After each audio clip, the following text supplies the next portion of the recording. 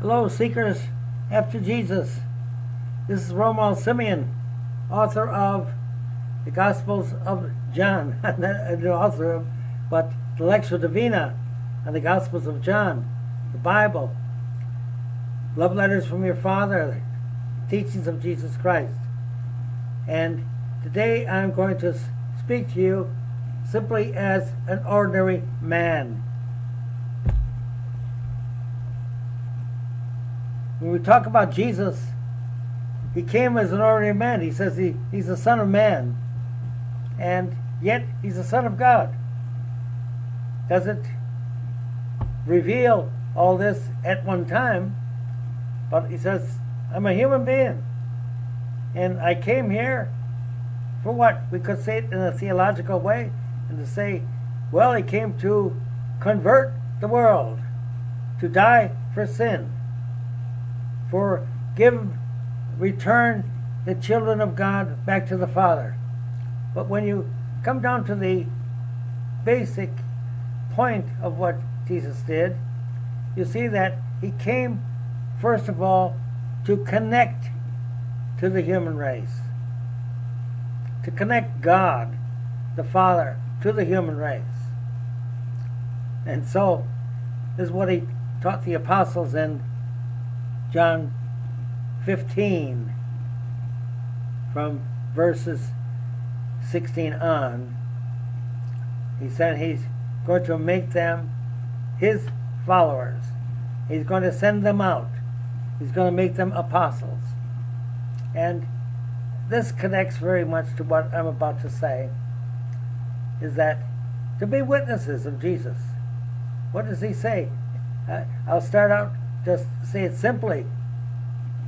If I'm an ordinary guy and I can go out and evangelize and reach out to people, as I try to do every single day that I can. Sometimes I can't do it now at my age, I'm 93, but I still try to do it. I do it in a simple way and following Jesus. What did Jesus say? He says to the apostles, I'm sending you out. Go. You have to go out. You have to reach people. You can't reach people if you don't go out. It's hard to reach them. I feel sorry for the hermits that are up on a mountain somewhere and they want to reach out. But they reach out through prayer or something and say, the Holy Spirit, help me to reach people through prayer. And we often say that. We want to reach people through prayer. Lord, help that person. That person, I can't reach out to them, but help them. Send your grace to them. Yes, it works. Lord has many ways of reaching out to people, to reaching their consciences, to inspiring them. But he's saying now something specific to the apostles themselves, something very physical. And that's what I'm talking about now. He says, go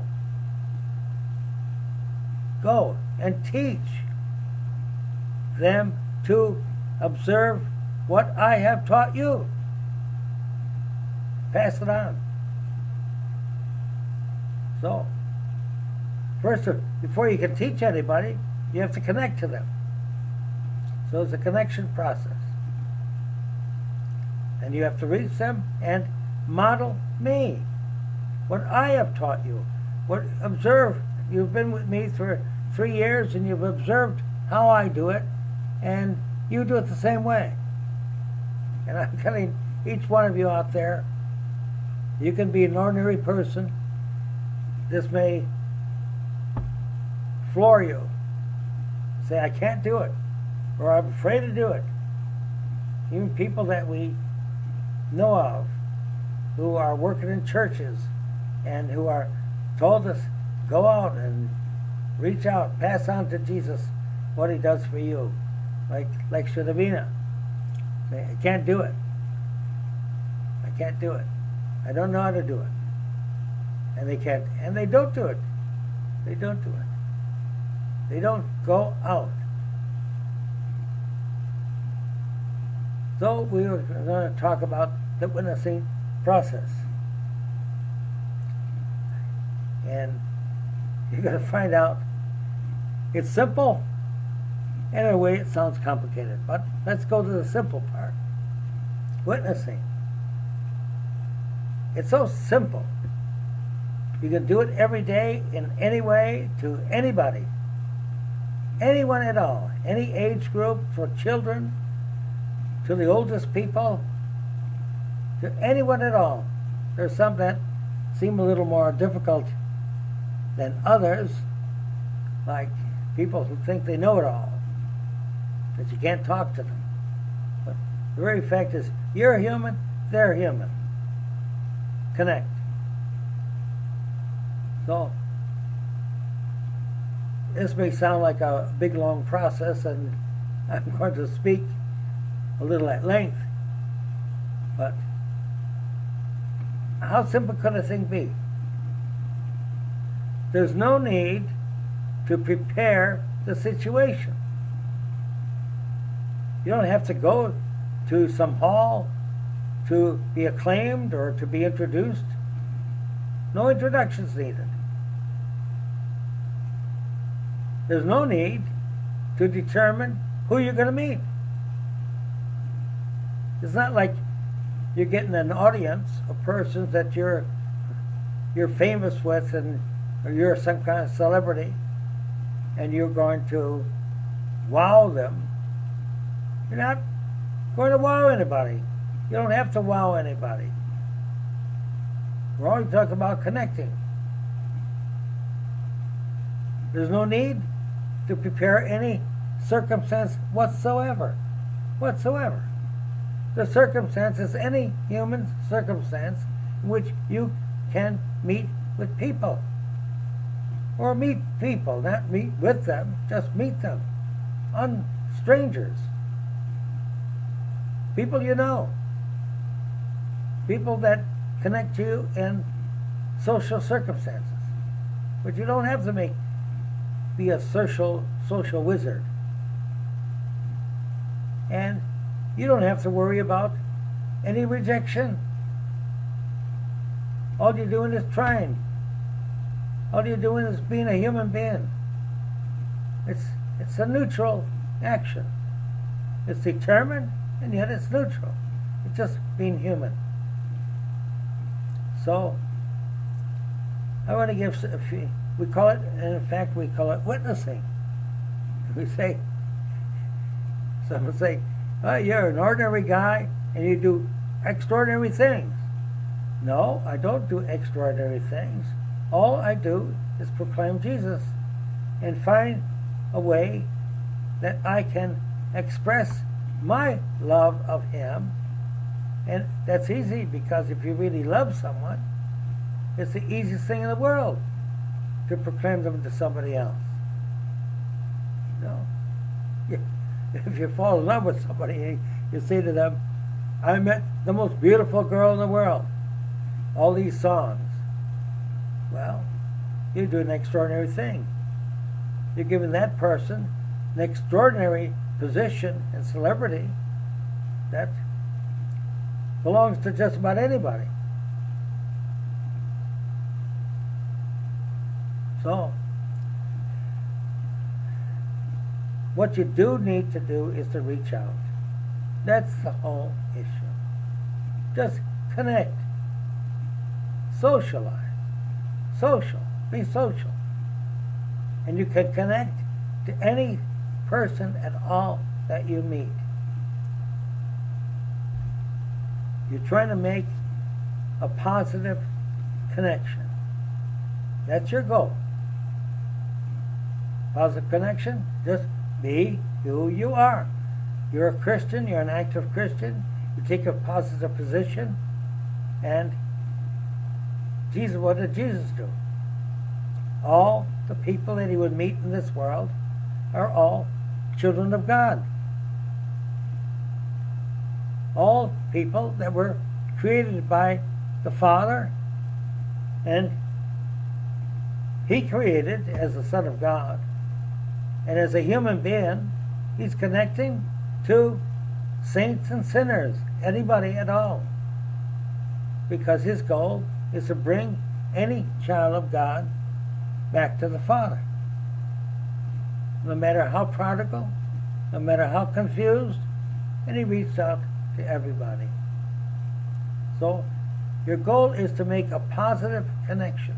You don't have an agenda and say, I'm going to reach this person in order to convert him and to baptize him and to turn him into a Christian. This is the first circumstance, the first effort. Just connect. Just connect. That's all it requires.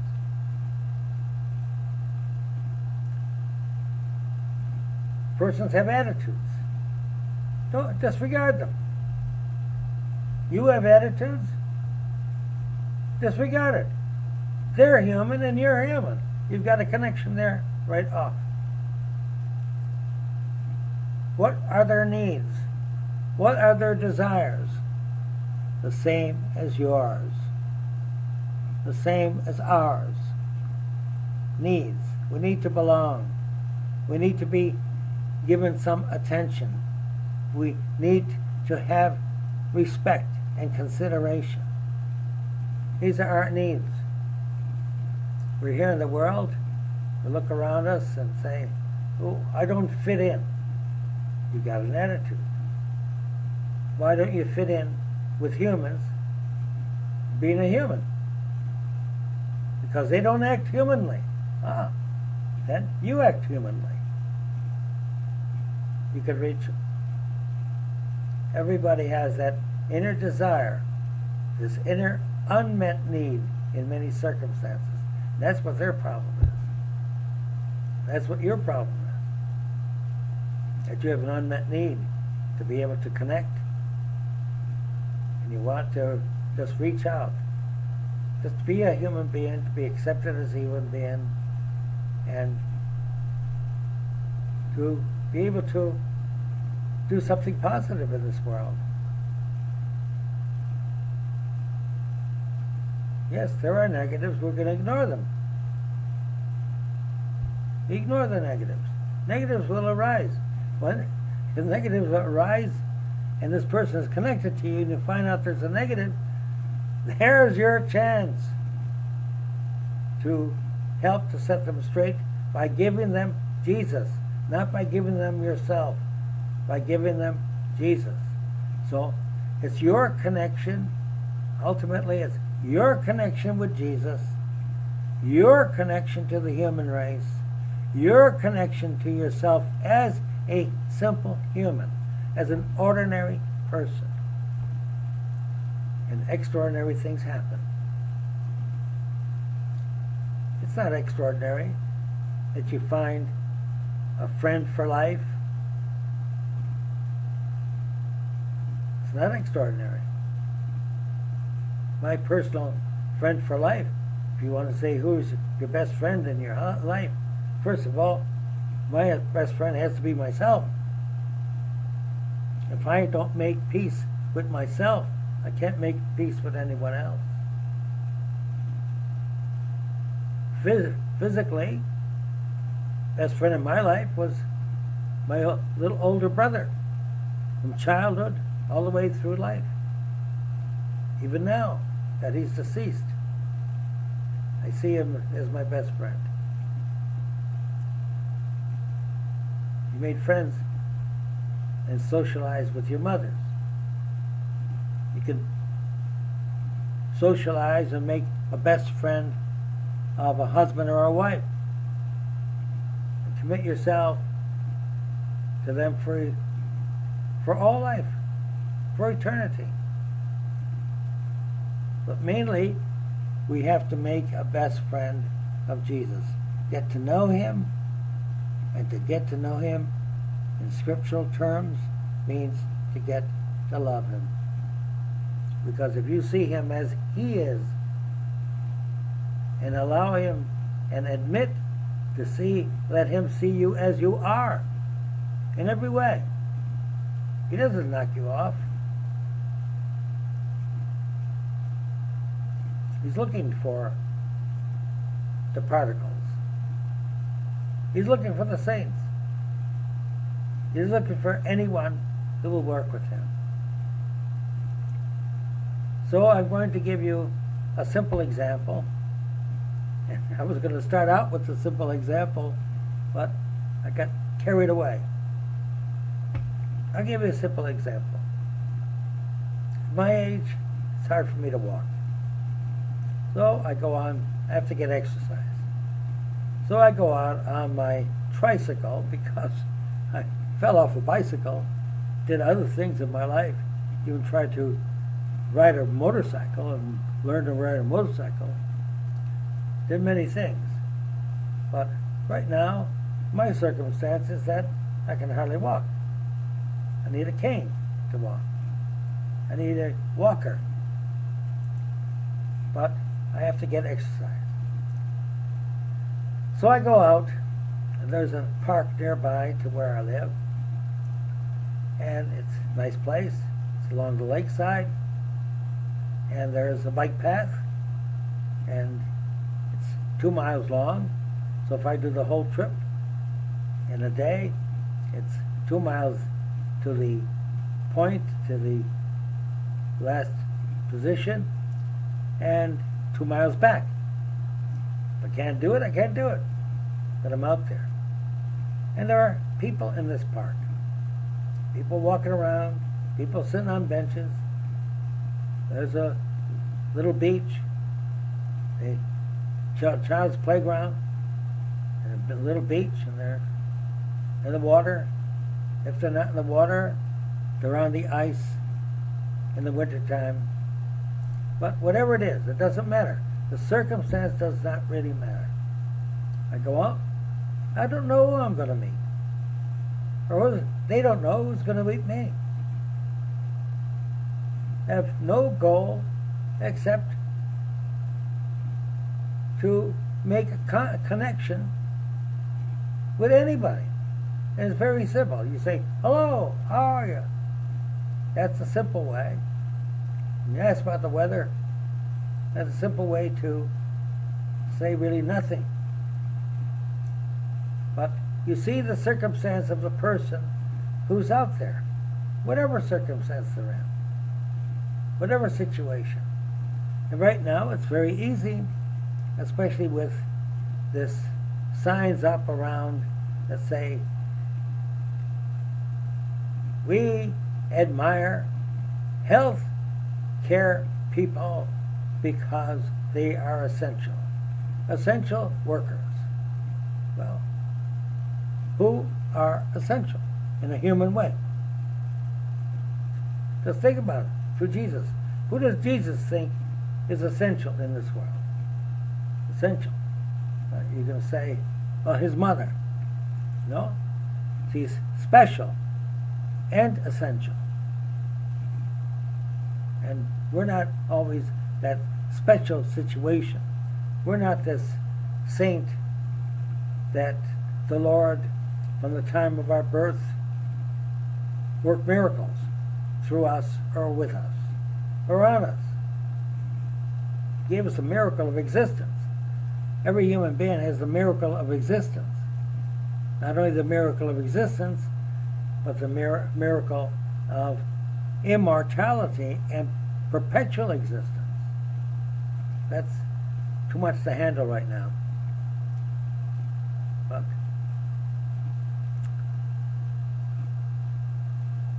the miracle he gave us, the basic one, he created us as a human being. We are part of the human race. And he died for that human race. He wants to bring us back to the Father. He wants us to live a positive life. And he wants us to have an eternity with himself. So, what word can we use when we see people? Anybody. Anywhere. Acceptance. Accept them already. You're already connecting to them when your attitude is they are human beings. I am a human being. They like to have some kind of social life, connecting. That's all it means. It's not that going to parties or anything. It doesn't mean that. Social means brotherly, family. We're all part of the human family. So I go out on my bicycle, and just so happened, the example I'm going to give, I see a young mother pushing a pram, little buggy, baby in it. This actually happened yesterday. And two little children hanging on.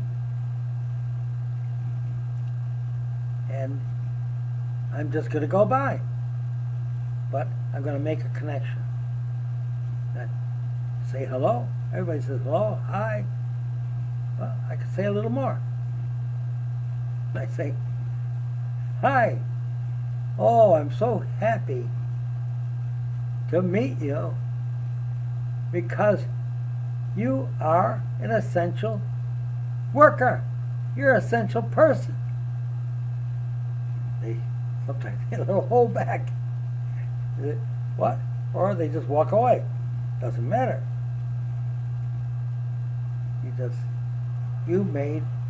You went out and you reached out. And you don't go to the part of teaching yet. One step at a time. The person says, I'm not so special. Whoa, I said, these children here, you take care of them, you take them out for a walk, they love you, they respond to you, you give them names. It sounds special to me. I said, not only you're special, I'll say to you something extraordinary. You are the most special person I'm going to meet today. You're the most special person. Most? No, other people are more important. I didn't say important. I didn't say they have better jobs. I didn't say they do things that we need, like, guy fixing our sewers or someone delivering the mail. Someone in a grocery store. Some farmer who grows crops. Yes, everybody is special. Everybody is important. But if it wasn't for mothers, I wouldn't be here. If God only created man and didn't create Eve and say go and multiply, I wouldn't be here. See how special you are. And I'm happy, considerate, talking, smiling, laughing at myself. This person's not laughing at anyone else. Yeah, you're special. This sentence, you're more special than I am. In that sense, I never became a mother. I never had children so attached to me that they depend on me for everything, for the very first embrace. See how special. Oh yeah. And I wiggle my fingers a little bit and look at the children and says, what are their names? No, this one is Emma. This one is Janie. And this is a little boy, and he's James. Oh, wonderful. See? As soon as we say their names, they're happy. They're looking up at you. There's love in their eyes. When I was a little boy, I remember I was about less than 2 years old. Man came to the door, and I was hanging onto my mother's skirt. And he's a nice little boy guy. He's so good I could take him home with me. I understood what he said. My mother says, well, I think I'll keep them. And I was so happy. I go grab her skirt and hug her leg, that she kept me. Took it a little seriously. But there's love of mother. So that's it. Then start talking to her. He says, no one ever said that to me before. I says, I'm sure your husband did. Well, yeah, when we got married. And here she's got 3 children. He's not, maybe you're not telling her that she's so essential. She has to hear that every day. She hears it from her children that she's essential. She's not telling it to herself. So why can't somebody tell her? Isn't that what Jesus would say to her? And right away, he says, yeah, I haven't heard that in a long time. Now, she's trapped into your witness. You're special. I'm special. I'll say that to her. And I did say that to her because God created you. He created me. You're my sister. And you don't have to act like my sister, but in my view, you're my sister. I said the same thing to women that were in prison for committing murder, murdering their husbands, persons who were prostitutes. And I always said, sister, you're my sister. Doesn't mean I agree with what you do, but I'm here to give you help if you need it. I'm your brother. Whatever I can do for you, I'll do it. I'm not going to do things that just enable you. No, I'm not going to write a letter to your parole officer or to a judge to get you out of prison. But I will talk to you as brother and sister and say to you, God made you special. He made you to love Him and to love yourself. And I'm not going to do anything to harm you. I'm not going to do anything to enable you, because that doesn't help you. Just like people may use or abuse you, I'm not here to be used, but to be a brother. And the one who's your brother that really counts in this situation is Jesus. How easy this is. So here I go to the third point. Go, reach out, and teach. Teach someone who loves me. Loves me in spite of any past sinning. Who loves me because I am also a prodigal. And he's telling me, if you love me, do what I command. Love one another as I have loved them. I died for these people, for the worst sins. And they crucified me. I reached out to Mary Magdalene when they were going to stone her to death. Stoning doesn't mean little stones. It means crush her to death under a pile of stones. They act in a way as a brother and sister. So he says, model me. That's what it means to witness. So it doesn't matter what circumstance we're in. Go out. We call it fancy words. Beach ministry. to the hippies, to the drug addicts on the beach. My attitude, they're my brothers and sisters. I'm there to help them. If they ignore me, knock me off, I can't make a connection, so what? I tried.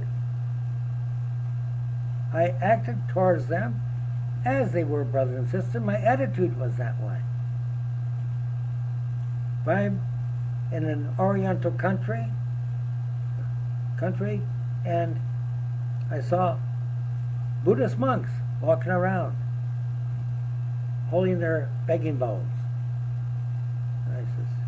And then they go into a village, they sit down there in the village, saying their prayers, just sitting there, praying in a circle. And the people that connect to them, they're connecting. They're in the village. They're not in the monastery.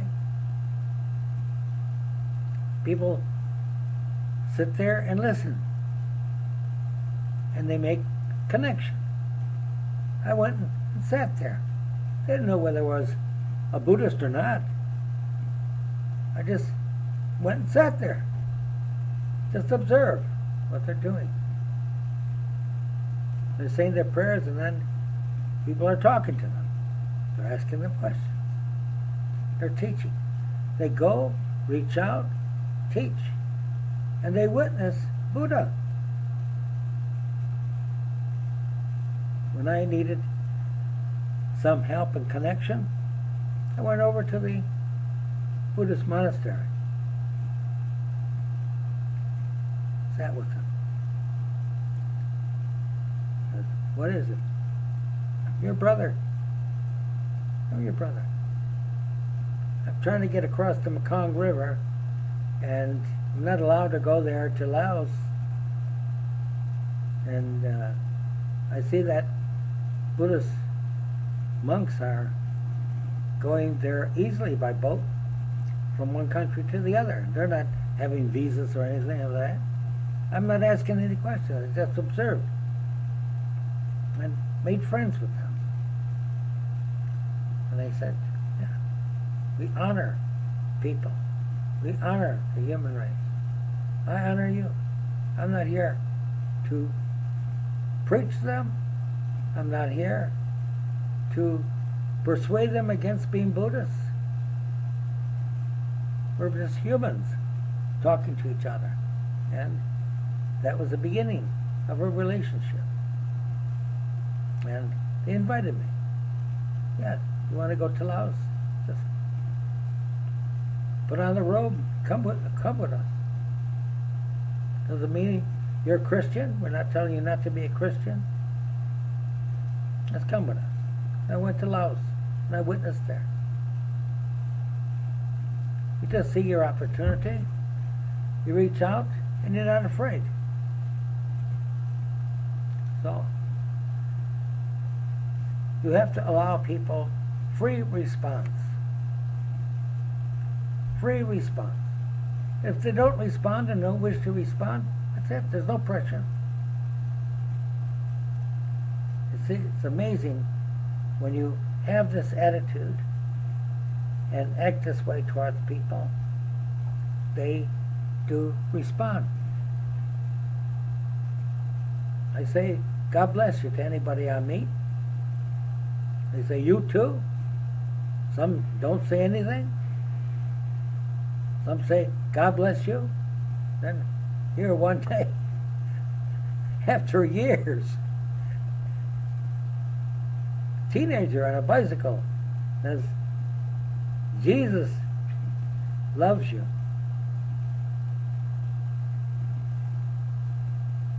Jesus bless you.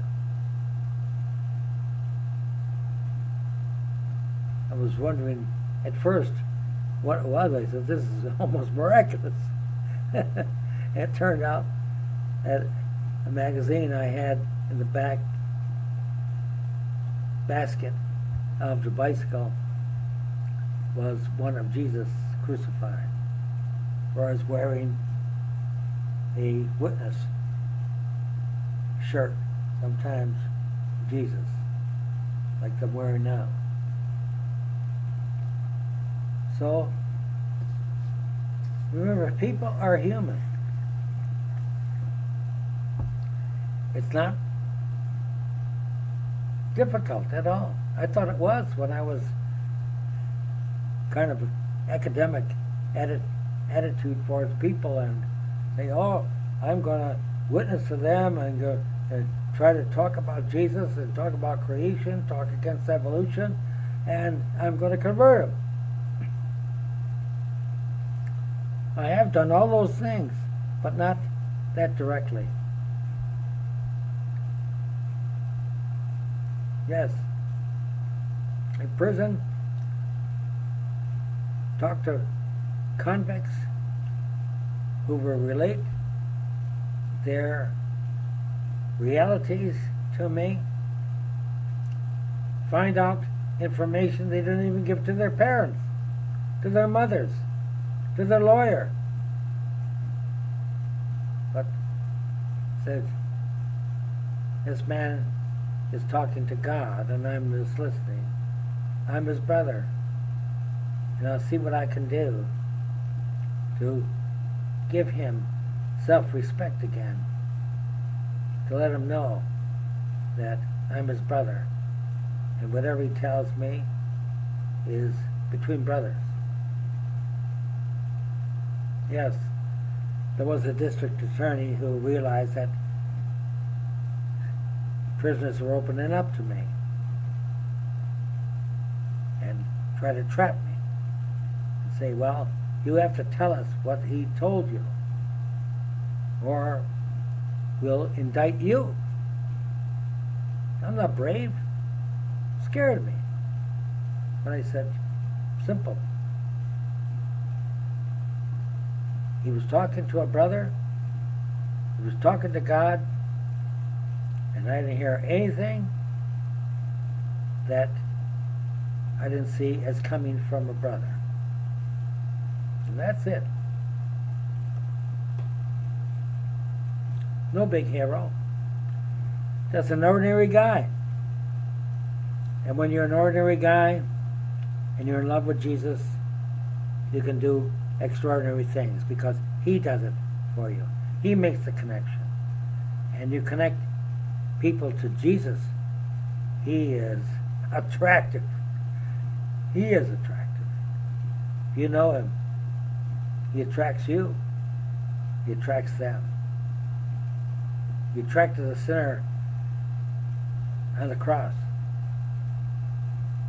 Call him the good thief. That's a kind of a contradiction. But Jesus saw him as one that he came to return to the Father. By the way, I had difficulty with learning this myself, and I think in another program I did say that I owed it to a person, a very simple person that I was teaching. We called him the personality kid. He could go and talk to anybody, children, adults, anyone. All of a sudden, he was involved. We called him the personality kid and we left. And I looked at that and I says, I wish I could do that, and watched him. And he did exactly what I had to learn academically or through the scriptures or through meditating on Jesus. Listen to his word. He would reach out without fear. Focus on what they were doing. Even a child playing. Just affirm him. What he's doing, that's good. Don't affirm what's bad. Reach out. And before you know it, these children were listening to him. You know what listening means? They're not just hearing him. They're listening with attention, with concern, with love and respect. And what he tells them, they remember. And he was one who imaged Jesus. And there'd be no fear, no danger in it.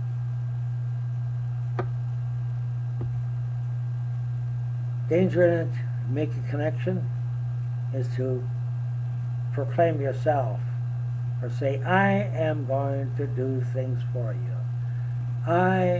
Whatever I say to you is for your own good. Those are negative.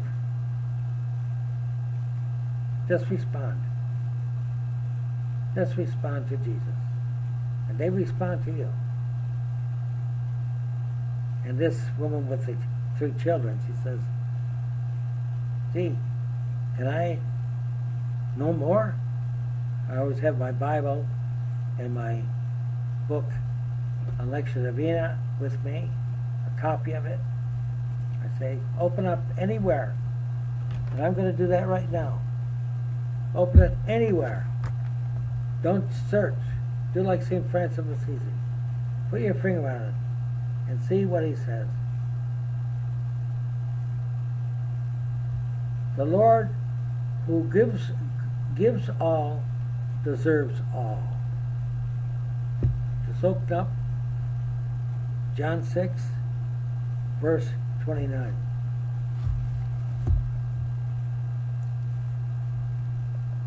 It's not miraculous. It's just brother talking to brother.